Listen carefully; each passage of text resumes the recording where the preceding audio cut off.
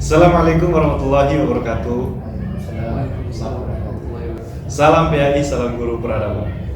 Hari ini saya didampingi oleh dua dosen dari program studi pendidikan bahasa Arab. Samping kiri ada Ustaz Ali. Nah, nanti beliau akan memperkenalkan diri ya. Samping kanan ada Ustaz Mufti. Kayak paham Ustaz? Alhamdulillah.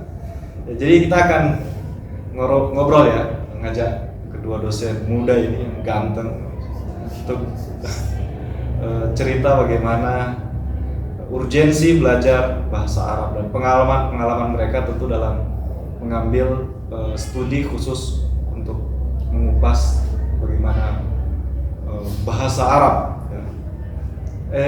Ustaz Ali dulu. Ustaz Ali dulu, nanti setelah itu yang junior ya. Senior. Ini yang pengalaman lebih tinggi ya dalam dunia pendidikan. Cerita loh Ustaz Ali, S1 dulu ngambil kuliah di mana? Bismillah. Jadi untuk S1 saya di IAIN Gorontalo. IAIN Gorontalo. Gorontalo. Ya. Pada tahun 2014 dan saya selesai di tahun 2018. Samping kuliah juga, alhamdulillah juga saya untuk mencari bahasa Arab ini ke Mahat Husain bin Ali Di mana itu Ustaz? di Gorontalo juga. Ya. Ini cabang dari Albir, MCF. Di sana saya belajar bahasa Arab kurang lebih 1 tahun. Ketika waktu itu saya masih semester 3 dan 4 di IAIN Gorontalo. Saya masuk di Mahat sana karena kami pribadi merasa kekurangan sekali untuk bahasa Arab itu dan merasa minder ketika di kelas terkala kita tidak bisa ngomong dengan berbahasa Arab. Itu salah satu motivasi pergi mencari di luar. S2-nya Ustaz? S2 saya lanjut pada tahun yang sama setelah saya wisuda di tahun 2018 ke UIN Makassar. Ya, UIN Makassar. Kemudian selesai juga di tahun 2020. Ya. Itu ngambil prodi pendidikan bahasa Arab. Enggak, saya ambil konsentrasi sastra Arab. Sastra. Ya, sastra Arab. Jadi S1 pendidikan, S2 sastra. Sastra Arab. Apa beda Ustaz antara pendidikan dan sastra Arab? Sebenarnya tidak terlalu jauh beda Ustaz, masalah pendidikan dan sastra. Kalau yang saya rasakan perbandingan antara pendidikan waktu di S1, ya kalau kami di S1 lebih tekankan kepada bagaimana kita mengajarkan kepada anak-anak didik ya atas ilmu bahasa Arab itu. Tetapi ketika masuk di S2 konsentrasi sastra Arab, kita hanya diajarkan kedalaman bahasa Arab itu. Dari mana kita mendapatkan bahasa Arab, kemudian tidak diajarkan bagaimana kita mengajarkan ilmu itu, tetapi kita memperdalam atau memperkuat ilmu bahasa Arab itu sendiri. Ya, saya pikir perbandingan antara sastra dan pendidikan. Oke. Ya, jadi Ustaz Ali ini S1 S2 memang fokus ke bahasa Arab ya. Yang S1 pendidikan, Iya. S2 sastra. Sastra Arab. Sehingga titel beliau adalah M.Hum. Iya. M.Hum ya. Masya Allah. Iya. Oke, kalau Ustaz Mufti S1 di mana? S1 di Stiba Aroy. Stiba Aroy. Masyhur di kalangan kayaknya anak-anak Mahat gitu. Nah, Stiba Aroy Di Sukabumi, Jawa Barat. Jawa Barat. Nah, Gimana ceritanya sampai pergi ke Stiba? di situ pertama Anda pas lulus SMA itu ada 2 tempat Anda lulus. Pertama Ada tes Stiba Aroy sama di Lipia. di Jakarta ya. Nah, Anda lulus di situ, terus banyak pertimbangan ya. Terus Anda pilih di Stiba Aroy ya, karena mungkin di Lipia bagus tapi studinya agak lama 7 tahun untuk mengambil S1. iya. Itu Kalau di Aroya? Aroy dia 5 tahun, 5 tahun. 1 tahun itu kelas bahasa. 1 tahun kelas bahasa. Nah, gitu. Alhamdulillah lulus di 2 tempat, terus pilih di Aroy. Alhamdulillah ada teman-teman dari Bitung juga, kita berempat. Misi itu kita yang laki-laki 1 perempuan 3 laki-laki. Kita punya misi datang bersama pulang bersama. Ternyata pulang bersama. Cuman perempuan yang Tidak selesai. gugur dari pertama. Soalnya dia kalau di Aro itu pakai sistem gugur begitu. Sistem gugur ya. Setiap semester rata-rata ada yang pulang. Kalau tidak mencapai. target. Karena di situ beasiswa full kan. full. Tapi sekarang sudah bayar begitu. Ketatnya persaingan bagaimana teman-teman satu kamar begitu. Memang lingkungan alhamdulillah lingkungan di situ agak terbantu, mendukung untuk berbicara bahasa Arab. Salah satu untuk bagus bahasa Arab ya lingkungan. Mulai dari kita tidak dilarang memegang HP, sampai tidak ada komunikasi di dunia luar, nggak ada internet. Termasuk tidak bisa berkomunikasi dalam bahasa Indonesia juga. Iya. Harus Wajib bahasa full. Arab. Bahkan Wajib. itu ada rata-rata orang itu kalau mimpi sudah bukan bahasa Indonesia lagi, berbahasa Arab. Terbawa mimpi. Terbawa mimpi. Bagaimana itu? Baru kita itu ada program bagaimana setiap kita itu wajib setiap setelah selesai sholat kita ilqo kalimat ceramah 2-3 menit bahasa Arab di depan semua mahasiswa dan mahasiswi. Taruhlah sekitar itu digabung 1.000. dipisah. Digabung. Jadi sesuai kamar. Oh iya. Jadi ada jadwal misalnya kamar 1. Jadi habiskan kamar 1 dulu semua baru ke kamar 2 begitu. Ambil prodi apa di sana waktu itu? Di sana waktu prodinya cuma ada bahasa Arab. Karena itu baru. Prodi bahasa Arab. Kalau S1 kita itu angkatan ketiga. Memang murni bahasa Arab atau ada pendidikannya atau sastra? Oh, sebenarnya dia kayak gaduh-gaduh pertama sih. Cuman dia di situ fokus berbicara bagaimana berbicara bahasa Arab walaupun salah benar nanti dibetulkan nanti. Tapi yang membetulkan siapa? Ada senior. Ada senior. Karena kita itu didampingi senior. Setiap satu kamar 12, setiap 12 orang itu beda-beda tingkatan semua. Gitu. Satu kamar berapa senior yang dampingi? 1. Enggak, maksudnya kalau senior untuk belajar kita kayak misalnya per daerah misalnya kalau Bitung ada senior dari Bitung dia mengajarkan. Kebetulan kita karena Bitung sedikit kita gabung Sulawesi Utara sama Gorontalo. Tahun berapa itu Ustaz? Masuk di Aro? 2013. 2013. Lulus 2018 kan 5 tahun. Setelah dari Aro ya? Ke UIN Malang. UIN Malang. Tapi sebelum lulus memang sudah dari semester 6 itu sudah ada target mau lanjut begitu. Lanjut S2 ya. Tinggal saya tapi itu juga pilihannya hanya UIN ada Malang. UMM sama Universitas di Muhammadiyah. Mana UMM? Muhammadiyah Malang. Cuman waktu itu kayaknya belum ada S2-nya itu. S2 bahasa Arab ya. Terus sama di Jakarta, cuman mempertimbangkan kayaknya Malang lebih bagus. Begitu. Jadi lanjut di Malang pendidikan bahasa Arab. Ngambil S2 pendidikan Bahasa Arab. Berapa tahun itu Ustaz? 2 tahun. 2 tahun berarti lulus 2020. Iya. Wisuda 2021 karena pandemi nunggu 1 tahun gitu. Oh ya. Jadi ini Ustadz Ali dengan Ustadz Mufti ini dosen baru ya di IAIN Manado. Ya. Khususnya di prodi pendidikan bahasa Arab. Tahun berapa Ustadz? 2021. 2021. Bulan November. Sama ya? Oh, Sama, jadi betul. ini adalah dosen baru diperdayakan di IAIN Manado dan masih single juga. Kesempatan Promosi ya. sekaligus kita promosi lah. Barangkali ada yang akhwat-akhwat mahir bahasa Arab bisa negosiasi melalui kolom komentar. Oke, ini kan spesifikasi mengambil pendidikan bahasa Arab ya atau bahasa Arab atau sastra lah. Kenapa kira-kira? Ya siapa dulu? Ya gantian dulu. Sebenarnya kalau mengambil bahasa Arab itu tidak terbesit sih di kepala begitu. Sudah tidak ada niat, tapi sudah terjadi begitu. Dulu pengennya di mana? Kedokteran. Kedokteran. Terus kenapa enggak? Cuman waktu itu ya banyak pertimbangan juga saya tahu. Waktu itu memang kayaknya agak sulit nanti kalau di kedokteran untuk menyesuaikan. Jadi cari untuk membantu orang tua begitu, beasiswa yang mungkin meringankan bagaimana orang tua supaya akhirnya masuk ke bahasa Arab. Karena ada Anda beasiswa. pikir kalau mau jadi apa, yang penting kuliah dulu begitu. Penting ada beasiswa kuliah dulu. Itu dia. Sebenarnya tidak terlalu berpikir, yang penting kuliah dulu gitu. Namanya kalau kita pasti itu kalau anak SMA pas baru lulus tidak terlalu banyak berpikir mau jadi apa, maksudnya mau masuk jurusan apa, masih kalang kabut begitu. Tapi punya bekal waktu dulu di pesantren kan. Pesantren.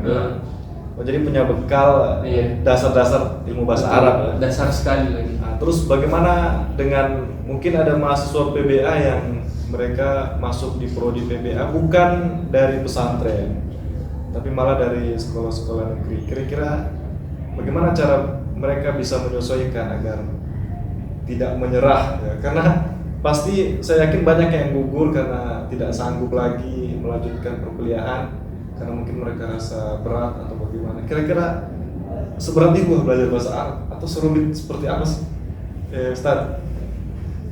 Kalau ditanya rumit ya memang rumit ya, tergantung orang yang melihat itu rumit. Di kalau saya pribadi sebenarnya bahasa Arab itu mudah, cuma memang di awal kita butuh perjuangan memang, karena sesuatu yang asing buat kita itu memang berat awalnya kita terima. Tetapi kalau sering kita dengar, sering kita ulangi, maka itu menjadi kemudahan ya. Samanya mungkin dengan bahasa Inggris ya. Bahasa Inggris ketika sering mereka dengar, lihat YouTube misalnya, atau banyak yang teman-teman yang suka bahasa Inggris, ya saya pikir bahasa Arab juga demikian. Saya pikir tidak terlalu sulit dan, tetapi terkait dengan tantangannya di mahasiswa ya. Solusi kita sebenarnya di Prodi sudah beberapa kegiatan yang bisa membantu mahasiswa itu sendiri terkait dengan muhadasahnya, berbicara bahasa Arabnya. Jadi kita membuat halaqah atau dialogawiyah ya. Itu setiap pekannya ada kegiatan bahasa dibuat oleh Prodi. Jadi situ kita bisa membantu mahasiswa untuk mengadaptasi atau mempercepat kemampuan berbicara mereka, tidak menunggu perkuliahan saja. Jadi saya pikir itu salah satu solusi untuk membantu mahasiswa yang kesulitan ketika berbicara. Oke, kalau kita melakukan pendekatan syariat misalnya, kira-kira urgensi untuk belajar bahasa Arab seperti apa? Kalau dikaitkan dengan syariat ini sedikit ya pengalaman kenapa juga saya mengambil bahasa Arab. Ya awal kami lulus dari madrasah aliyah itu juga berpikir ya gimana kita belajar bahasa Arab ini, maksud saya agama ini. Kalau di kampung ya masih minim sekali orang awam, kasihan. Jadi berpikir gimana caranya saya bisa memahami agama ini dengan bahasa Arab. Jadi salah satu motivasi belajar bahasa Arab untuk dengan agama itu. Ya sehingganya setelah belajar bahasa Arab ini ternyata memang benar ketika ulama menyampaikan bahwasanya ketika kita belajar bahasa Arab itu bisa memahami Al-Quran dan As-Sunnah ya, dengan pemahaman yang benar. Jadi mustahil orang yang bisa mengkaji agama, bisa mengkaji syariat kalau dia tidak tahu bahasa Arab itu sendiri. Ya itu mustahil ya, orang hanya asal bunyi saja, artinya hanya bicara tapi bahasa Arabnya kalau tidak tahu ya perlu dipertanyakan gimana pengambilan ilmunya. Kalau Ustaz gimana kira-kira urgensi atau pentingnya belajar bahasa Arab dalam syariat kita itu seperti apa? Sehingga menjadi motivasi bagi para penuntut ilmu harus belajar bahasa Arab. Itu penting sih, soalnya salah satu kan imam kata ulama miftah, maksudnya kunci agama itu belajar bahasa Arab. Karena seperti kata Ustaz Ali tadi juga, kita tidak bisa memahami secara mendalam agama itu kecuali kita belajar bahasa Arab. Ada orang mungkin belajar, dia pemuka agama tapi tidak tahu bahasa Arab, mungkin dari terjemahan. Padahal bahasa Arab itu kalau mengkaji itu dalam sekali, maksudnya artinya. Mungkin ada satu mufradat, bahkan kosakata bahasa Arab itu lebih kaya daripada bahasa Inggris. Satu kata saja Contoh, bisa 800 atau contoh yang satu lain. kata apa misalnya? Misalnya saif. Saif Itu pedang. Pedang, ya. Soring. Itu bisa menjadi Pedang juga. Begitu, maksudnya saking banyaknya itu kan kalau di bahasa Indonesia itu sudah artinya cuma pedang begitu. Nggak tahu ini pedang apa, pedang itu. Jadi saking itu mengkajinya bahasa Arab indah. Pokoknya kalau orang mengetahui maknanya, kita itu kalau di Aroe nggak langsung belajar langsung diartikan ke Indonesia, tapi langsung diartikan ke Arab. Jadi kita susah mengungkapkan ke arti Indonesia itu. Jadi kalau kita tahu itu makna bahasa Arab itu sangat indah begitu. Maksudnya bukan cuma di situ saja terstuck, tapi banyak begitu. Saking mendalami, makanya itu apalagi kalau dalam surat-surat, makanya imam-imam menangis, mungkin menghayati ya. Tapi tidak semua ayat itu ditangisi begitu. Soalnya misalnya yas'alunaka 'anil mahid, dan tidak mungkin di mauqif seperti itu kita menangis karena kita tahu artinya begitu enaknya. Dengan kalau berhubungan dengan syariat pentingnya itu khusyuk dalam sholat. Karena kita bisa memahami walaupun tidak semua, tapi kita sebagian artinya begini. Kan pikiran sering kemana-mana. ya kan fenomena sekarang ya Ustaz, bahwa masyarakat kita atau kaum muslimin itu lebih cenderung belajar bahasa Inggris ketimbang bahasa Arab. Nah ini kira-kira bagaimana caranya agar kita ini bisa merubah cara berpikir mindset seseorang agar memang yuk kita lebih utamakan bahasa Arab daripada bahasa Inggris. Itu mungkin karena faktor tren ya, atau karena memang bahasa Inggris menjadi bahasa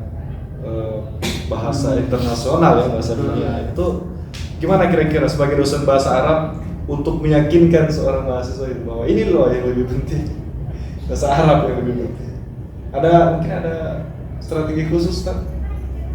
Ya, kalau dilihat dengan bahasa Inggris ya memang kebanyakan, khususnya misalnya di kampus kita sendiri saja di Manado ini, ya dilihat dari presentasi mahasiswanya lebih banyak minat ke bahasa Inggris ya. Ya saya bilang tadi mungkin karena melihat bahasa Inggris itu bahasa internasional, kemudian bahasa yang tren digunakan. Tapi bahasa Arab ini kadang orang anak-anak kita yang masih di madrasah merasa sulit ketika belajar bahasa Arab, banyak menghafal, banyak kaidah-kaidah yang perlu dikuasai. Jadi mungkin inisiatifnya sudah ke sana. Ya, tetapi dari kami misalnya pemerhati bahasa atau pengajar bahasa Arab mungkin lari ke metode atau strategi kita mengajarkan ke anak didik yang asyik ya, yang menyenangkan, tidak bosan ke mereka, supaya kita bisa menyelesaikan dengan bahasa Inggris ini. Bahasa Inggris kan asik juga, jadi bahasa Arab gimana gitu. Kita menggunakan metode-metode yang terbaru lah. Saya pikir demikian. Mungkin harus ada renovasi dalam pembelajaran ya, sehingga bisa menarik. Ya, menggunakan media, ya sekarang sudah banyak sekali media yang digunakan ya, untuk mempermudah bahasa Arab itu sendiri. Apalagi sekarang sudah ada YouTube, di mana-mana kita bisa buka share. Misalnya kita ingin belajar tentang nahwu, sorof, maka tinggal buka YouTube saja. Akan muncul pelajaran-pelajaran nahwu, sorof yang sederhana, ya, dan kala itu tidak dapatkan di kelas misalnya. Ya, kan tadi Ustaz Ali sempat menyinggung ada kaidah-kaidah yang sulit ya. Kira-kira apa kaidah yang paling sulit ketika belajar bahasa Arab, dan bagaimana sih cara agar kita bisa menyesuaikan? Kalau kaidah yang sulit itu pasti itu kebanyakan yang pemula pasti nahwu sama sorof. Itu yang susah. Jadi jangan dulu tanamkan yang susah. Ini kita tanamkan kecintaan dulu, kan? Maksudnya jangan tiba-tiba langsung masuk di nahwu. Kan yang pertama itu kalau misalnya ambil contoh anak-anak. Anak itu enggak mungkin kan kalau misalnya tinggal di Indonesia atau di Manado, enggak mungkin kita langsung kasih belajar, oh yang ini ada subjek, yang ini predikat, yang ini objek, enggak. Tapi bicara dulu walaupun salah. Nanti gampang kalau sudah tahu, nanti tinggal dibenarkan kaidahnya. Itu lebih gampang daripada orang fokus, misalnya ada orang yang sudah fokus pertama dari nahwu, tapi dia tidak bisa bicara, dia cuma tahu mengoreksi orang berbicara, tapi dia tidak bisa berbicara. Begitu. Jadi dimulai dari kecintaan yang muda-muda dulu ya. Iya, yang muda. Sehingga tidak membuat orang yang jenuh atau stres atau nggak mau belajar Iya, karena kita sudah dihadapkan dengan yang sulit ya. Nah, ini penting juga ya dalam metode pembelajaran ya. Oke, kan kita tahu bahwa dalam bahasa Arab itu kan terbagi dalam dua ya, ada fusha, ada amiyah. Iya. Itu bagaimana kira-kira? Apakah di prodi pendidikan bahasa Arab ini lebih ditekankan untuk yang ke fushanya atau seperti apa, Ustaz? Ya, kalau kita yang menggunakan fusha ya, karena bahasa resmi kan bahasa fusha yang digunakan. Ya, adapun amiyah saya tidak tahu kalau di prodi ini ada MK amiyah, tapi yang pernah kami dapatkan di S1 itu ada. Mata kuliah Lughatul Amiyah wal Fusha. Jadi hanya perbedaannya sih tergantung di kabilah-kabilah sebenarnya, itu lahja ya, lari ke lahja. Misalnya di Manado ini, Sulawesi Utara, misalnya pakai bahasa Indonesia tapi logatnya berbeda gitu. Sama dengan bahasa Arab, misalnya kan ditanya di mana antum? Ya, fi aina. Kalau bahasa Arabnya fin, langsung bertanya fin, artinya meningkat atau apa ya? Macam bahasa apa? Bahasa pasar ya, bahasa pasar untuk bahasa kita sekarang. Ini seperti itu kalau masalah pusat dan amiyah. Kalau kita di kampus ya bahasa pusat digunakan. Gitu ya, sebenarnya ditekankan lebih ke pusat Betul. Di sini. di dalam pembelajaran. Kalau amiyah sih sebenarnya gampang. Kalau misalnya orang tinggal belajar ke Mesir atau jamaah haji, itu kebanyakan ya mereka pakai amiyah. Begitu. Itu bahasa apa ya? Tadi ya pasar ya. Pasar, bahasa bahasa pasar. sehari-hari berdialog dengan masyarakat. Tapi memang lebih difokuskan dalam bahasa Arab yang ke fushanya ya. Itu yang harus ditekankan ya. Ya, mungkin ada ini tips atau trik agar bisa mudah untuk belajar bahasa Arab, ya kan? Karena ini sudah berpengalaman tinggi dalam mendalami bahasa Arab. Kira-kira apa sih? Masing-masing mungkin punya strategi yang beda-beda ya. Ustadz Ali mungkin dia punya pendekatan yang lain untuk supaya bisa mudah untuk belajar, mungkin Ustadz Mufti juga sama. Kira-kira ini dulu ya. Kira-kira tips atau trik seperti apa agar kita ini mudah dan bagaimana cara kita memulai? Itu yang pentingnya. Atau ya apalagi mungkin ada yang mau otodidak ya, otodidak nonton YouTube atau seperti apa? Kira-kira seperti apa tipsnya? Tips untuk mudah ya sebenarnya berangkat dari diri kita. Kalau ada kemauan kita bisa mulai, terus bisa praktekkan. Misalnya kita sudah mendapatkan, misalnya itu ada, kalau mau belajar dari diri sendiri, misalkan kalau di kelas nggak cukup, kita cari misalnya ada mufradat, kosakata misalnya. Kosakata kita mulai dari kampus. Kita mulai yang sehari-hari nanti kita pakai 10 mufradat, kita hafal 10 kosakata. Nanti setiap kosakata itu kita coba buat kalimat. Kita jumlah, artinya misalnya Budi pergi ke jamiah, maksudnya ke kampus. Kita coba, maksudnya dari sedikit-sedikit nanti jadi banyak. Begitu. Nanti jadi mudah, misalnya atau enggak paling dicampur-campur ya, enggak apa-apa ya. Enggak apa-apa. Yang penting apa yang sudah kita dapat jangan pernah pakai bahasa Indonesia. Minimal kalau enggak, misalnya kalau di kampus ini minimal sesama satu kelas. Satu kelas ya. Kita kayak misalnya kalau di kamar dulu ada yang bicara bahasa Indonesia, denda 500 perak begitu. Kan kita satu kamar terus itu bisa sampai banyak gitu kalau orang denda. Itu bagus ya kalau diterapkan mahasiswa ya. Minimal itu berbicara di kelas. Jadi kalau orang nggak tahu apa-apa diam gitu. Kalau mungkin karena faktor lingkungan di sini kurang mendukung juga. Kalau apa yang ada aja yang tahu dipraktekkan. Kalau Ustadz Musyu sendiri setiap hari itu dulu punya target untuk menambah kosakata berapa? 5. Setiap hari harus 5. Setiap hari itu di luar kelas. Di luar kelas 5 ya. 5. Oke. Kalau Ustadz tips dan trik mungkin? Ya kalau masih awal-awal saja. Awal-awal. Di S1 awal-awal sekali. Kan ada program dari asrama itu tiap pagi setelah subuh itu kami menyetorkan mufradat kosakata kepada senior, minimal satu masjid punya juga sama 5 kosakata tiap hari, itu wajib ya, kalau tidak menyetor maka kita berhutang ya, artinya tiap hari harus 5 ya, demikian selama kurang lebih 10 semester Dia ada buku dari Prof. Apa? Saya lupa nama beliau, pernah rektor di Makassar. Saya lupa namanya. Itu wajib dihafal bukunya beliau. Itu satu buku wajib dihafal untuk pemula. Itu yang kosakata. Kosakata khusus kosakata. Ada berapa kosakata dalam buku? Di dalam buku itu kurang lebih 3.000 kosakata. 3.000. Iya. Dan harus dikuasai. Jadi dikuasai dan Dalam dihafalkan. kurun waktu berapa lama? 2 semester. 2 semester. 2 semester. Oh, 1 tahun tahun. untuk menuliskan. Jadi targetnya tadi idealnya 5 ya? Ya, setiap hari. 5 ya? Sama berarti ya. Ya. Itu apa namanya? Kalau sanksinya tadi apa namanya? Tetap menghafal tidak menyetor hari ini, maka besoknya harus menyetor 10. Ya, sistemnya kalau tidak menyetor hari ini mengutang dengan jumlah overdraft yang sama. Itu berarti bisa diterapkan oleh para pemula yang mencoba untuk belajar otodidak ya barangkali via YouTube. Itu bisa ya? Itu bisa untuk kosakata awal-awal. Kosakata ya. Apa ya? Intinya yang lebih utama itu yang berada di sekitarnya.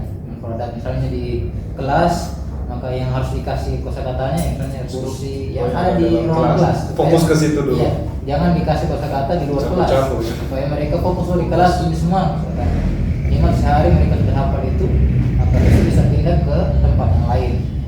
Nanti setiap pekannya dievaluasi, ditanyakan kembali apa yang dihafalkan. Kalau kosakata itu sendiri, apakah semua kayak kamus itu bisa dijadikan referensi? Kan biasanya ada kamus yang berbeda ya, Iya. ya kan? Itu gimana cara kita memilih referensinya gimana untuk mencari kosakata yang benar? Ada nggak referensi khusus? Kalau kami yang waktu masih mahasiswa dikasih ya saran dari dosen kami itu kamus Al-Munawir. Al-Munawir ya.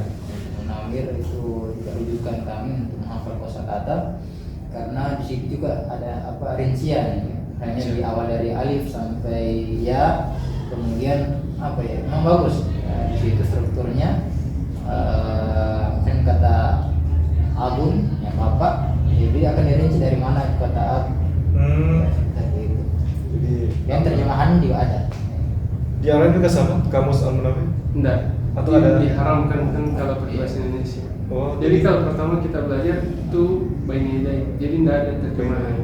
Ini kalau misalnya kayak misalnya libas kan baju, dijelaskan alladhi yastamilu saks, misalnya yang dipakai. Dia misalnya kayak misalnya baju itu apa yang sering dipakai di badan begitu, Oh. yang perincian begitu.